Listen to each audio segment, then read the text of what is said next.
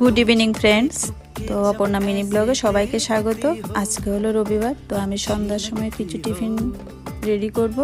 তো আমি কাঁঠাল দিয়ে একটা রেসিপি করব, দেখতে থাকো। তো কাঁঠালটাকে আমি ভালো করে সিদ্ধ করেছি একটু হলুদ লবণ দিয়ে। তো আমি কাঁঠালটা দিয়ে কাঁঠালের চপ বানাবো। তো কাঁঠালটাকে ভালো করে সিদ্ধ করে আমি এটাকে চটকে নিয়েছি। তারপরে এটাতে আমি পেঁয়াজ কুচি, মরিচ বলতে কাঁচা লঙ্কা, শুকনো লঙ্কা পরে দেব। তারপর দিয়েছি রসুন কুচি, আদা কুচিটা না দিলেও চলে, আমার কাছে ভালো লাগে সেই জন্য আমি দিয়েছি।